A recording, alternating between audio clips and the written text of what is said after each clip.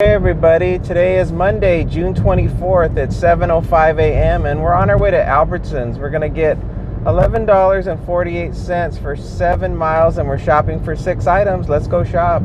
I've been online for about a little over an hour and it's just been really slow today. So I got the most awful offers today and so far. And so it's just been, kind of a bummer that it's been so slow. And I think we're just back in a trend again where there's not much happening in regards to deliveries. So more than likely today's going to be a total bust. I was supposed to go to the doctor today to get my blood test, but I was just not feeling it. And I still have time. I think I got like 2 more days before I have to go get it done. So I'm like, well, I think I'll just wait. I wasn't in the mood to do that. And I thought today was going to be busy because, normally on Mondays, people need all their coffee to wake up. But I haven't gotten any. I didn't get any type of coffee orders this morning. It had been like Dunkin' and what else was it? Just a lot of other places other than coffee. There's a lot of shopping and grocery orders that came in, like Vons and other Albertsons ones. But they weren't even close to being worth accepting. They were all just terrible offers. Either low dollars or the miles were just too high.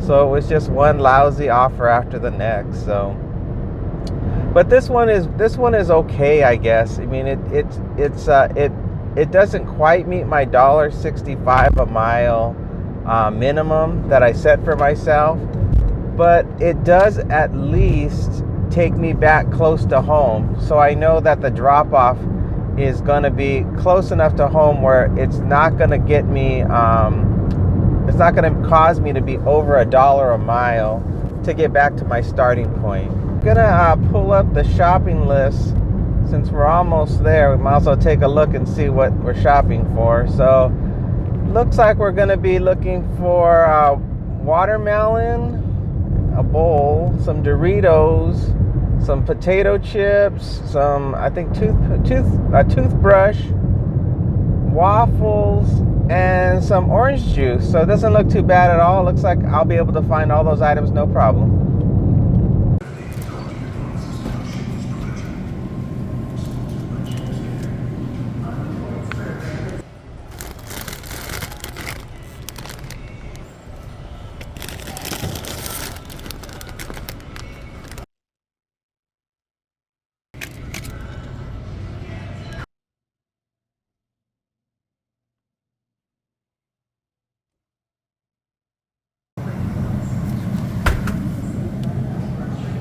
Alright, well, we got all of the items.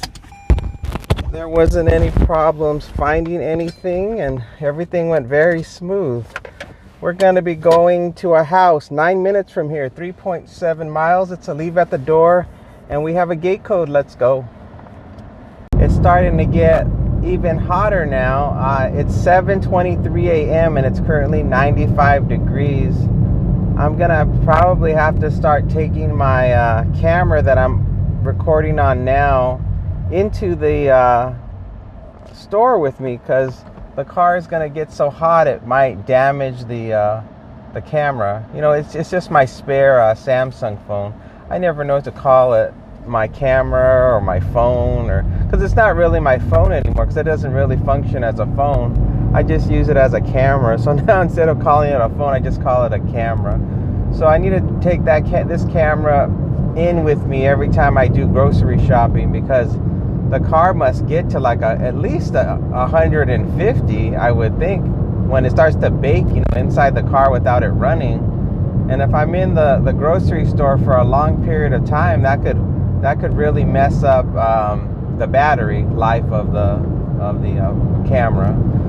So, but that's the only new thing that's happened. And of course, I'm wearing my sleeve, and I have one bare arm and one sleeved arm, and I have to get used to walking around in the stores like that. Right now, I feel a little bit awkward. Like people look at me like, "What's wrong with this guy? Why does he have this sleeve on, this thing on one arm and not on the other?" But I know once I get into the summer, I don't even think about it anymore.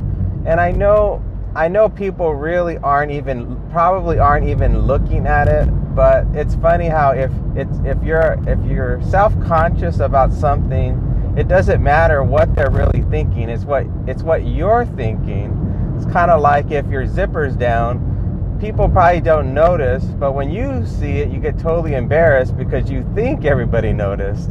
So, but yeah, so that's the only thing that's really different right now as we're shifting into the heat is this sleeve thing. And then of course I have to start bringing in my camera, which is the first time I've ever had to do that before, because I've only been doing YouTube for, I don't know, is it going on 4 months now? I don't know. But yeah, last summer I wasn't recording, so I didn't have this camera or any kind of device like that just sitting in the car without the air conditioning running.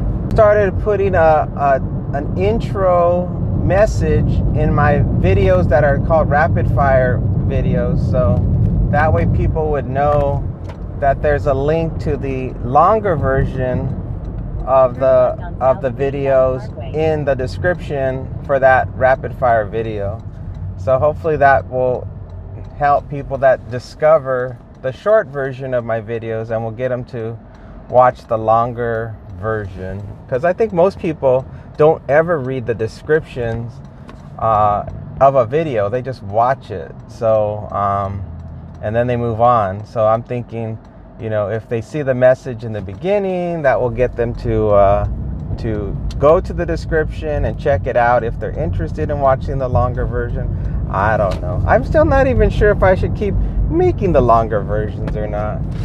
I'm still not 100% on board with the commitment of doing them. That takes me more time to do them, obviously, but I still am not certain if people are interested in them, or if they just like the fact that they come out the day before, meaning they're like, you see the rapid fire version the day before the actual long version comes out. So I'm not exactly sure just yet. I think I've only done maybe about 5 or 6 of them so far, so it's still really new. So yeah, so I'll have to just wait and see what the metrics say after I do probably about a month's worth of them, and then I kind of see if people are still interested in them, or if there's like super low views on them.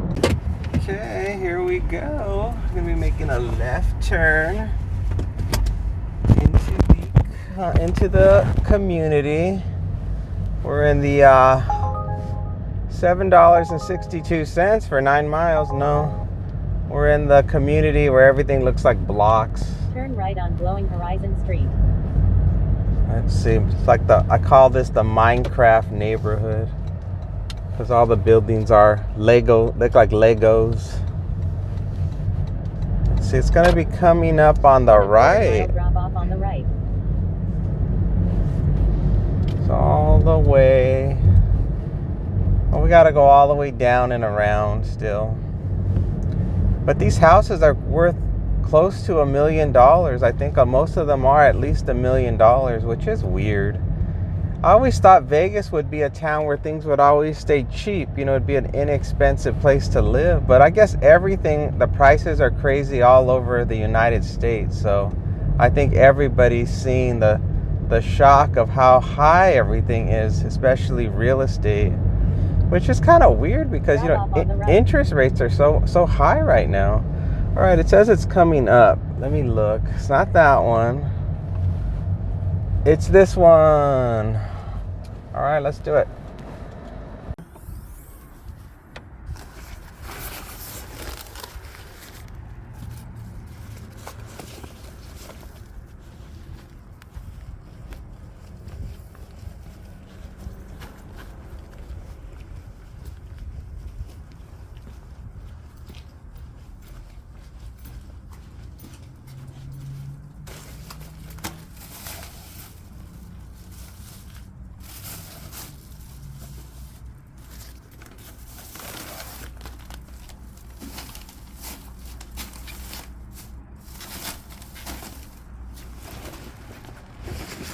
Well, we had a successful drop-off. There was nothing unusual that happened. Everything was pretty smooth.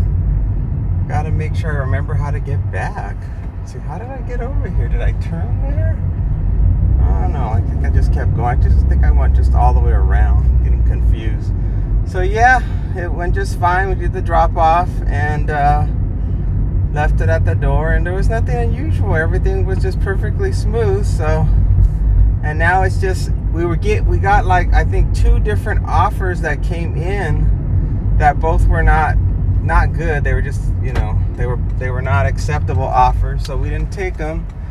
And then of course now it never fails. They always try to send you terrible offers while you're in the middle of delivering, thinking that you're so frustrated you'll just accept it, or so, you know, busy and confused you'll just accidentally press the button and accept it. I noticed that it'll be completely silent and you won't be getting any offers at all the whole time that you're driving to the drop-off. And then the moment you're at the drop-off, that's when the offers start coming in, because they know that you're trying to focus on dropping off at the right place, and so you're not going to give 100% of your attention to what the offer is, and that creates the probability that you'll just accept it. But I have the opposite strategy. If I'm delivering and something comes in, I'm more likely to reject it than accept it. $7.01 for 12.4 miles. Nope. Yeah, so that's how I do. I do the opposite of whatever they think I'm gonna do. I'm doing the exact opposite, and they're just gonna have to find somebody else to do it, because there's no way I'm doing it. All right, well, they're just still waiting. So, and the miles for that job were accurate, and it looks like to get back home we're only gonna have to do about another mile. So it's gonna come out to probably about 9 miles for this job, which is great. That's exactly gonna make it where it does not take us upside down for money to mile ratio. So in reality, we could have gone as low as $9 for this job, and we would have broken it down to $1 a mile, $9 for 9 miles. So it actually is a good one. That's how I do it. I always try to make sure that I do $1.65 a mile, knowing that I shouldn't be upside down, because when I do the drop off, it theoretically should be less miles to get back home. I shouldn't have to get $2 for every mile, although I would like to get $2 for every mile. I know that for this job it's not realistic, and $1.65 is almost not realistic as well. It really should be probably $1.40 or $1.50 a mile, but I'm not doing that, because then it just increases the chances that I'm going to be upside down by the end of the day for money to miles. 7:49 a.m. and we're on our way to Starbucks. It's an UberEats, and it's $6.36 for 2.5 miles. Let's go to Starbucks. Trying to figure out how long I could go with this job being super slow before I would start driving people around. I was just in my mind, because I was just like, I don't like to just spend, more than half of the time that I'm online just sitting at home, watching TV and swiping TikToks. It's like after so much time, it's like, well, this does not feel productive, and I have to add something on. So I think what would happen is if they continue to be slow, I would just have to start to turn on my Walmart Spark app. Even though I don't like Walmart Spark, I would have to turn that on. And I guess that's what I would do. The next step would be, I don't know if I would drive to a Walmart and sit in the parking lot. That I don't think is going to happen. So, but I guess that would be the next step. And then beyond that, if it was still slow, I would have to probably turn on Lyft, and then finally give the car a washing and clean it up so that it's presentable to strangers to get into. and then just do short 4-mile trips to keep myself busy doing that. And I should earn about, on average, probably about $6 for every 4 miles, which, you know, isn't as good. It's still, that's about $1.50 a mile, so that's not too bad. And yeah, so I guess that's would be the strategy. And I wouldn't turn on the UberX, because I know how Uber is. If you turn on the UberX, then it stops prioritizing deliveries and only prioritizes UberX rides. So that's why I would not turn on UberX. I would just only use Lyft, and then they're basically the same. You know, the same people are using the same apps. All right, we're here.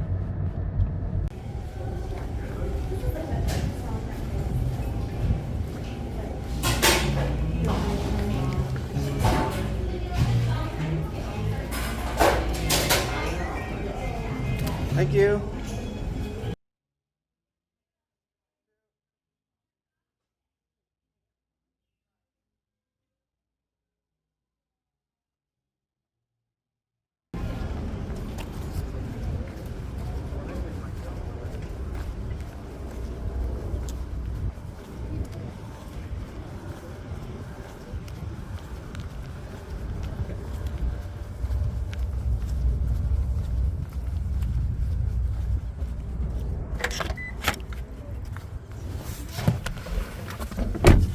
Looks like we're gonna go to Horizon Ridge Academy, 3 minutes from here, 1.2 miles, and it's a meet at the door. Let's go. All right, well, we're turning into the shopping center that has the Horizon Ridge Academy. They got a Great Harvest bread in here, some kind of nail shop. They got a pizza shop in here. They got the Burn Boot Camp. I think that's about it. Then they got some kind of medical practice over here. Drop off on the right. And then we're just gonna turn right here, and then we're gonna drop it off. It's gotta make sure I stay away from people going into the academy because they have a lot of little kids. I want to run them down. All right, here we are.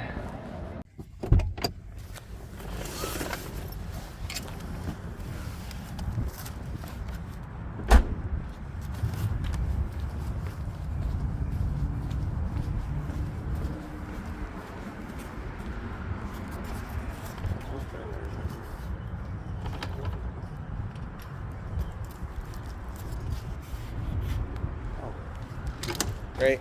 There you go. Thank you. Have a good day. Thank you. That went all right. No problems.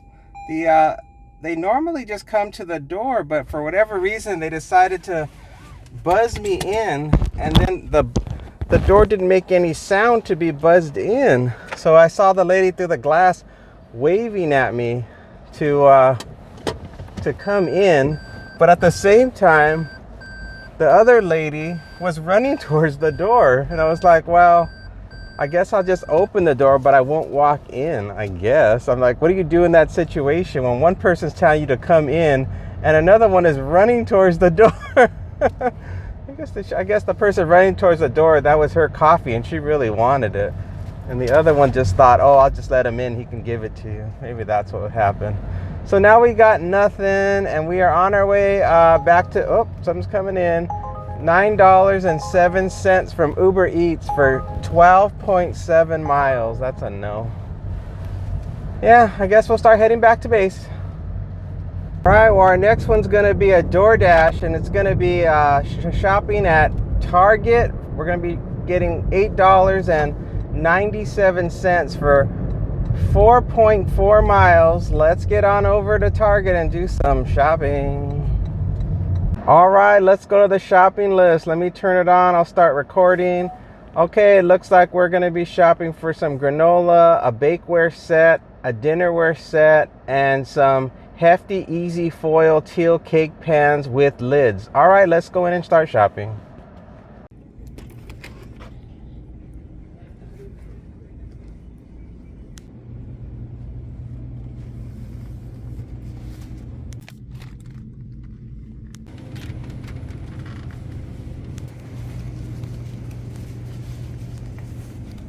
All right, we got all the items, and the only issue that we had was the baking pans I thought they would be where the not the cake pans. I thought the cake pans would be where the baking pans were, but they were not.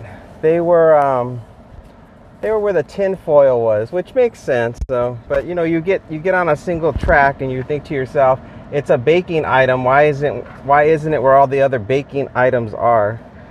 So we're good. We got everything. 4 minutes, 1 mile away, and it's going to be an apartment to leave at the door. Let's go.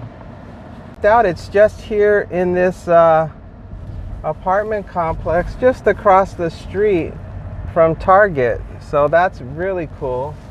And I just got to figure out which building it is. It's not that one, so it must be this one here on the right. And it is. So now I just got to find the right number, and it's right here. Boy, it couldn't be any easier. All we got to do now is park this car without hitting that pole.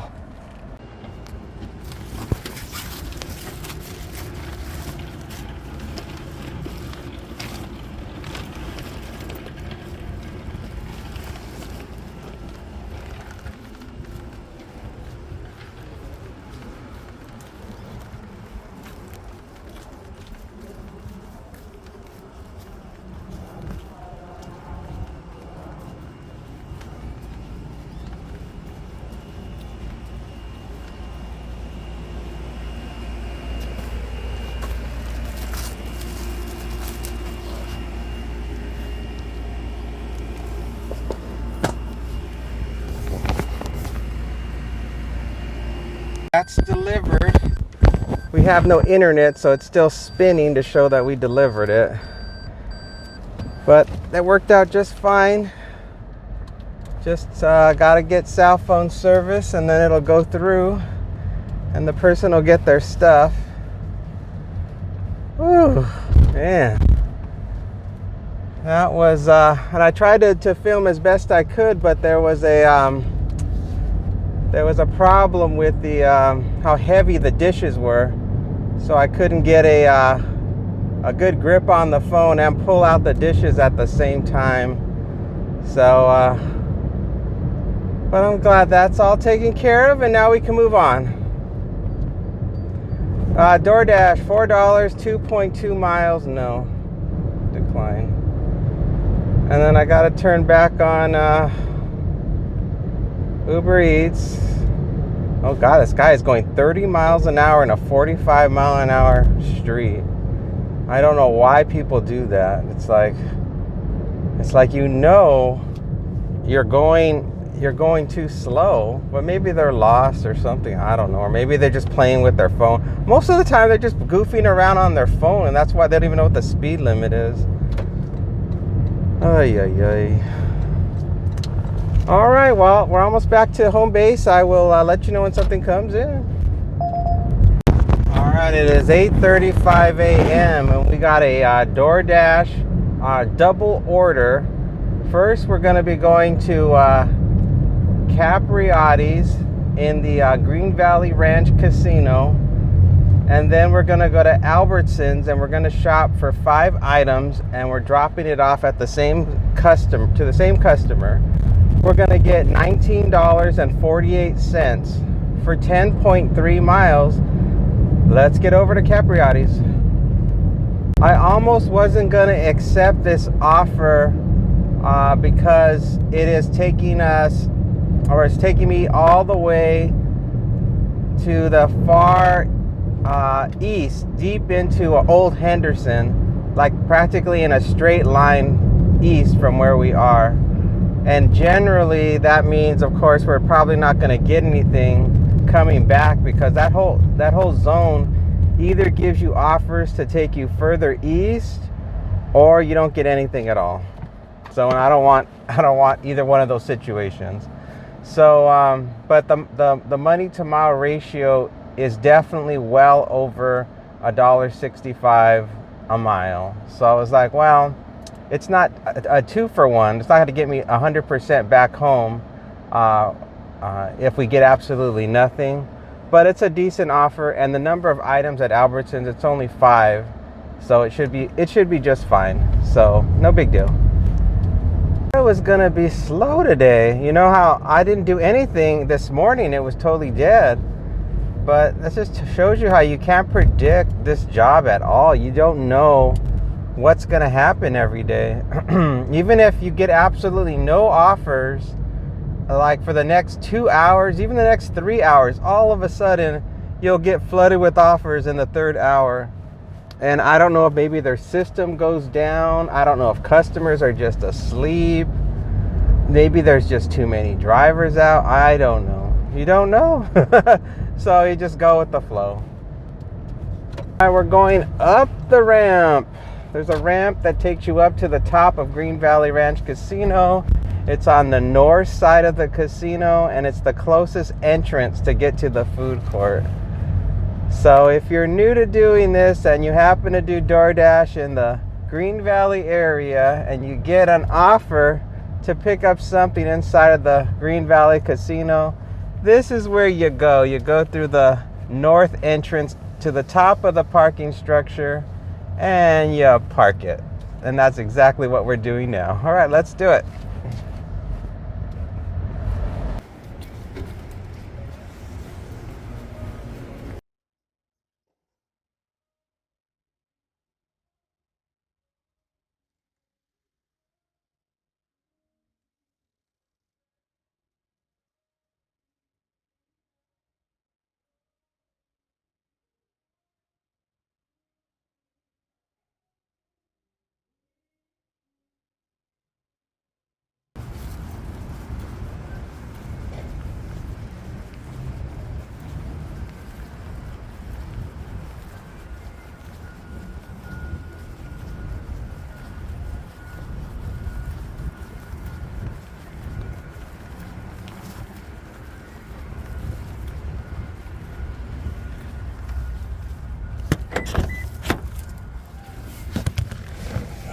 That's done. All right, that worked out just fine. The wait wasn't that long. And now we got a long drive ahead of us. We got to go to an Albertsons that's 8.3 miles from here. It's going to be a 15-minute drive to get there. So here we go. This is another one of those orders where the person's food is just going to sit in my car while I do their shopping. I don't know why it does that.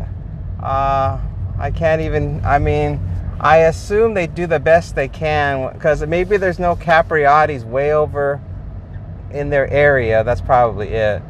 And so that's probably why it does it. And then of course when we go to Albertsons, that's near their house. So I guess that makes sense. But what if the person would have ordered something that could melt? You know, what if the person had ordered a chocolate shake or something like that, and then it had to sit in the car while we were shopping at Albertsons? That would be really bad. But once again, there would be nothing we could do about it because to have to go to that Albertsons and come back would be outrageous. It would add an extra 16 miles onto the trip, which would be totally unreasonable and it would never happen. So yeah, so I guess they're just, maybe they knew that not to order anything like that, I guess, because all they ordered was a sandwich and some chips. So that'll sit fine in the car while we're shopping. And then I took a peek at the shopping list. It's not the shopping list that shows you like the pictures and stuff. It's just text. And because I wanted to know if there was a trap, like maybe it was going to be, multiple cases of water or something like that. But it was not. There's no cases of water, so we can all relax, everybody. I know you were all deeply concerned whether or not this was going to be a trap and I was going to end up having to shop for heavy cases of water. Nope. Looks like there's an accident on the other side of the freeway and all the traffic is backed up. I won't be coming back this way on the freeway. I'm just going to take the street all the way back towards home because it's actually a shorter distance headed back towards home anyway. And then it allows me to get more offers to come in since I'm driving much slower than I would be on the freeway. And to be stuck in traffic, coming back and get offers is terrible, because you can't, it's very difficult to get off the freeway. And then if an offer comes in and it's a few miles ahead of, forward to get off, while you're just stuck and you're sitting there, smoking, your brain is just smoking because you can't get to your exit. So I will definitely not be coming back on the freeway going home. I can give you guys an update on my bug situation. So I had been having problems in the past with these giant roaches in my house. Well, I just saw 2. That was enough. All I needed to see was 2. And then a spider. And ever since I sprayed the perimeter of the house, I saw multiple large roaches dead outside. So I know the pesticide is working. And I haven't seen a single insect inside the house since. So whatever I did, however I sprayed, it was enough to make a difference, where for now I haven't seen any bugs in the house, which I'm so relieved, because I don't like the drama that ensues in the house when bugs are crawling. Now we're in Old Henderson, and if you look at the houses, you can see they look like they are built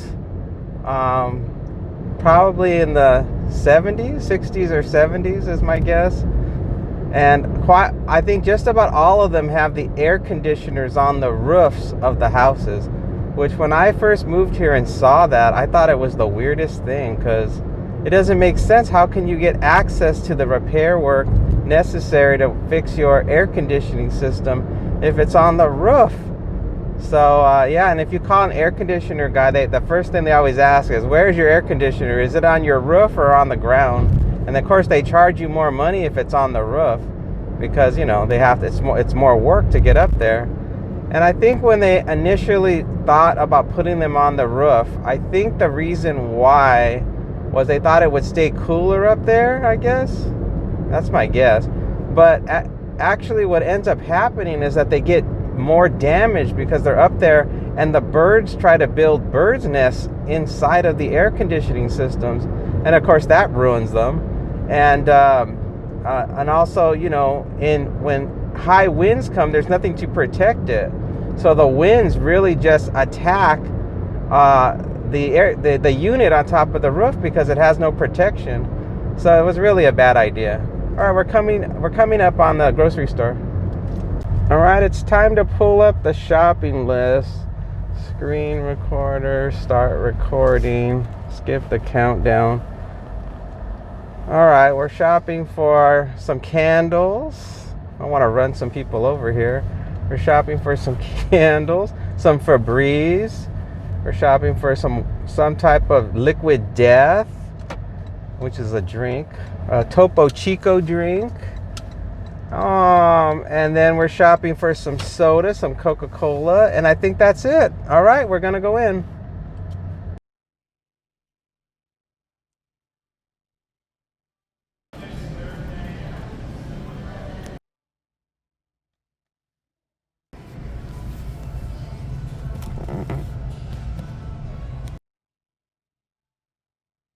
All right, well, we got the groceries, and I don't know how long we were in there. It didn't seem like we were in there too long, but the car smells like a sandwich. So it's really close to here. It's an apartment. It's only 1 minute from here. It says 0.3 miles. So it's not that bad. Let's see, we got leave at my door. It's in the name of the apartment. It's a long instructions, and it looks like I'm gonna have to use the flatbed cart because this stuff is very heavy, and we will have to cart it. And then let's see if we can tell if it's it looks like it's a second floor as well. So we're in for some fun, everyone. Yay, let's have some fun. Here in the complex, it says that the apartment building is all the way down on the left. So we'll see. At least the signage is good. I can see clearly see the building numbers. They have these weird things that are like circles on the building. They look like Christmas wreaths, but they're not. Let's see. I think it's going to be this building here on the left. Yes, this is the right building coming up here on the left. So now I've just got to find a quick place to park and unload. All right, let's do it.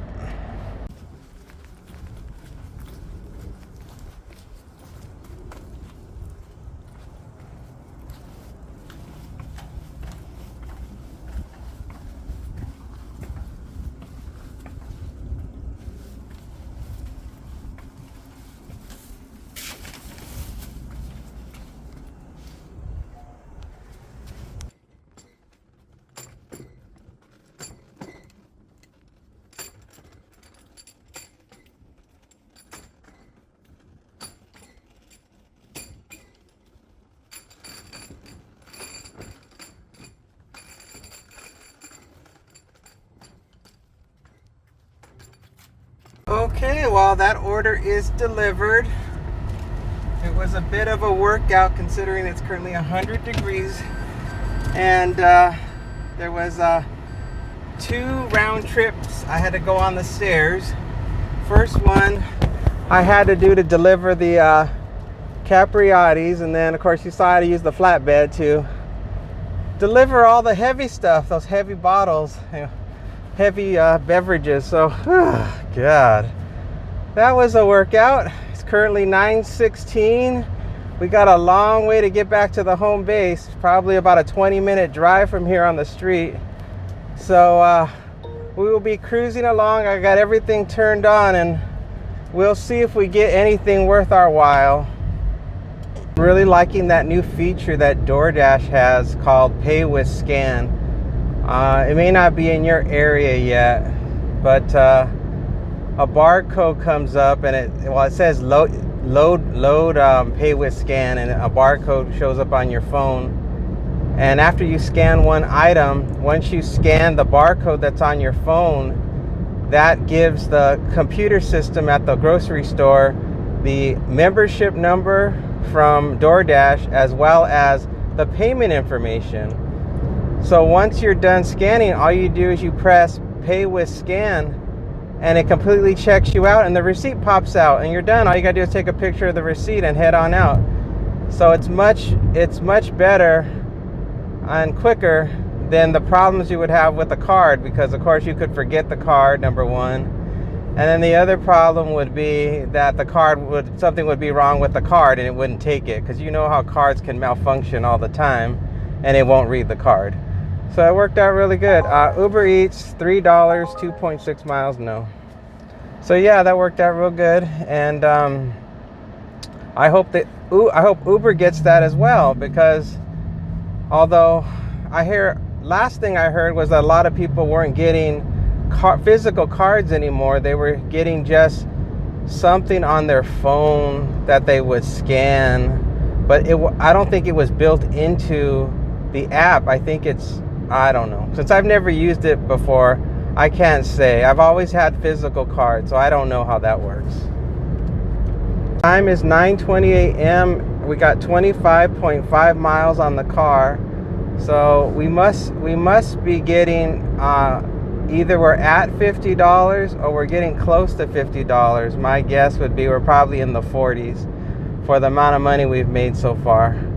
So yeah, everything's moving along just fine. It's still early. We got about another hour to go, and then the day's over. I've been cutting this short now. I've been deciding that at first I said 11:30 would be the end of the day. Then I said it would be 11, and now I'm thinking I'm gonna make it 10:30 because I can. Thinking if it was gonna be super slow today, that I would actually let the app run all day long until dinner time, and then just take whatever I could get until I got a decent amount of offers. UberEats, $8.05, 10.9 miles, no.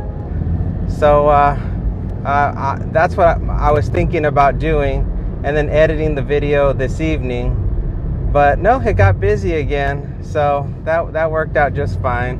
I'm always in my mind just thinking of just different ways to strategize to do it so that I hit my goals of what I want to do for this whole delivering thing, as far as making the videos and making the money from delivering.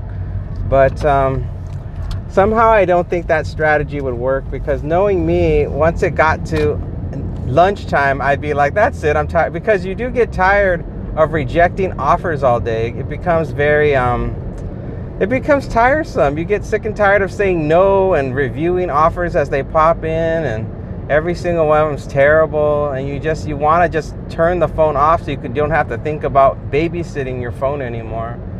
So that strategy probably wouldn't work. Never mind. View of the strip from here. I don't know if you can see it. The day's pretty clear today, so I think you can see it. I think this is the best view I can get from any direction in Vegas. On this particular road, for a long time, you can see from the strip in its entirety from left to right. Can you see it in there? I'm gonna try to angle it without crashing my car. So you can see the entire strip and how it goes up the road. It starts with Mandalay Bay to the far left, and it goes all the way to the Stratosphere on the far right. So yeah. So hopefully you guys can, I don't know, I can't look at the camera to see how good the video is coming out, but hopefully you guys can see it good enough to appreciate this view, because I think it's a great example of being able to see just how long the strip truly is. It's just like building after building going just from left to right. Out of another story I could tell you that happened to me as a kid. So I had said told you guys in previous videos how we had very little parental supervision as kids, and this is a perfect example. So when I was 5 years old, it was finally time for me to go to school, and I was so excited to start kindergarten, because my brother was two years older, so he had already started, and he was already, I think, in the first grade or second grade or something like that. And so I was just starting kindergarten, and I was so excited. And of course I had a great time for the first day. It was really fun. And then when school ended, all of the kids started leaving for the end of the day. And then I was the last one there, and the teacher had a really worried look on her face that I was the last one. And so she got on the telephone and talked to somebody, one of my parents on the phone. And so my grandfather finally pulled up in his car and picked me up and took me home. And I overheard I think it was my mother, she was saying that the school had called her and said why hadn't somebody come to pick me up? And she had told them that he knows how to walk home, just let him go, he'll find his way home. And we lived about a mile and a half from the school. and I knew how to walk home. I walked there by myself to get to the school. But even back then, for a child so small, it was not safe by the school standards to allow a child this young to walk home. So that's why my grandfather had to come and pick me up from the school. And so from that point on, until I got to the first grade, that's what happened. My grandfather had to come and pick me up from the school. They would not let kindergartners leave the school without an adult coming to pick them up. All right, we got our next one. It's going to be an UberEats, $8.04 for 4.6 miles. We're off to Starbucks. Let's go back to our favorite place. The time is now 9:47 a.m. and the temperature is 103 degrees. And this will be possibly my last one, maybe just one more, and then that's going to do her. All right, we have arrived at our favorite Starbucks. Right. Let's just hope that the drink is ready and we just have to grab it and go, and there's no waiting. All right, I'm gonna park it.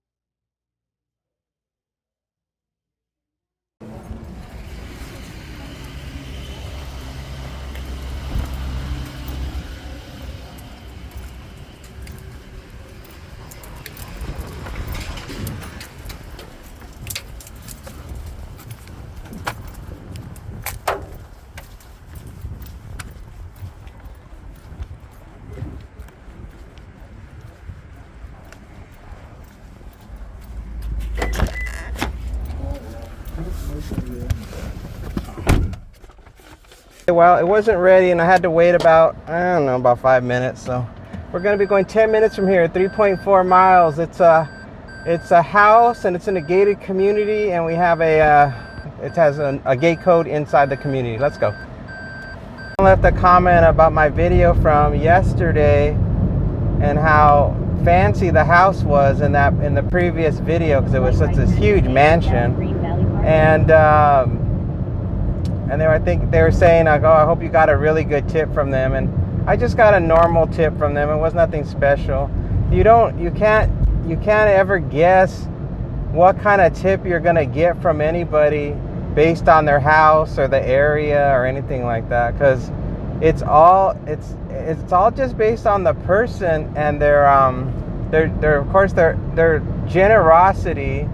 It plays into it, as well as what is going on in their lives at the time that they're ordering whatever they're ordering. So sometimes people are in a situation where they've come into money, so they want to be generous. Sometimes they've gotten good news of some sort, whether it's a job opportunity or some good news related to their family or friend, and so they're in a good mood. So they're just tipping bigger than normal. I'm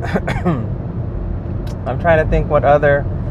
So, and then there are just some people who are they're frugal. So even though they live in a fancy house, they're very frugal. So they don't want to over tip because they feel like they're being taken advantage of. So you just don't know. You just go with the offer and go the only thing it comes down to is you look at that offer and you look at the money to mile ratio and you take it based on that. And that's about all you can do. And then, of course, with UberEats, they could change the tip, but I have found that you've got about a 99% chance they're not going to change the tip unless something goes wrong in the delivery. Where they're, like if it's a shopping one, if there's an item that isn't in stock and they really wanted it and you can't get it for them, that can affect the tip. And then, of course, if you're just doing the restaurants, if the restaurant is out of something, you got to contact them and tell them that their favorite food item isn't there. Do they want to substitute?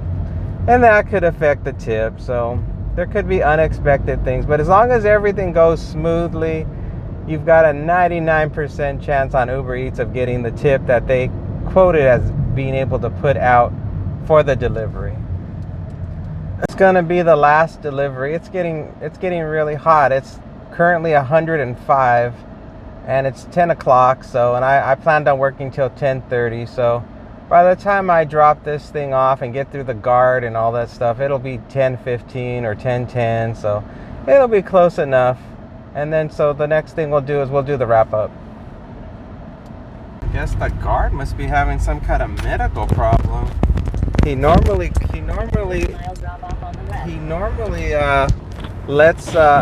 takes my ID and all this stuff, but he must be having some kind of medical problem. He was walking really slow.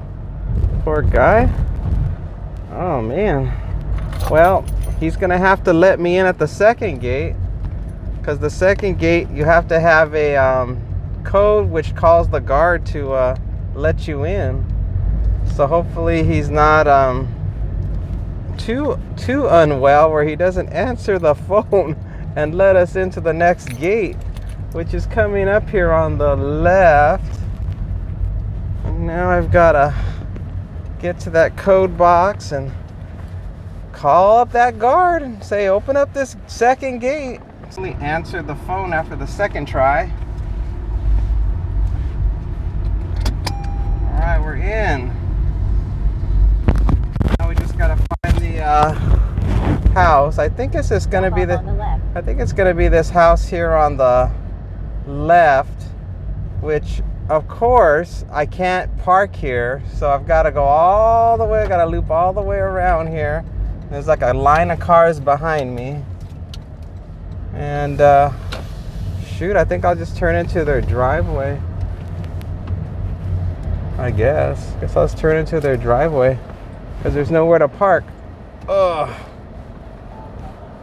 All right, we're here.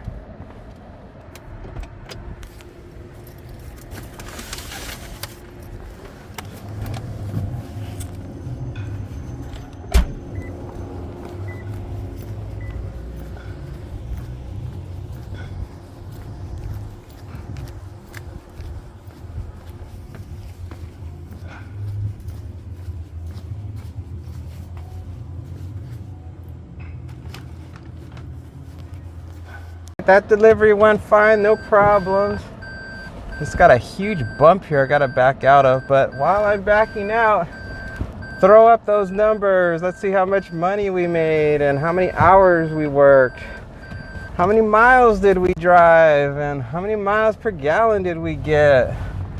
And then below, how many lifetime deliveries, customer ratings, what's our acceptance rate? It's all there on the screen, folks. Take a look. Take a look and be informed. This is what we've done today. So yeah. So now it's currently 106 degrees, and this is why I work the mornings, especially now in the summer. It's only gonna get hotter. It'll probably be 110 today, more than likely.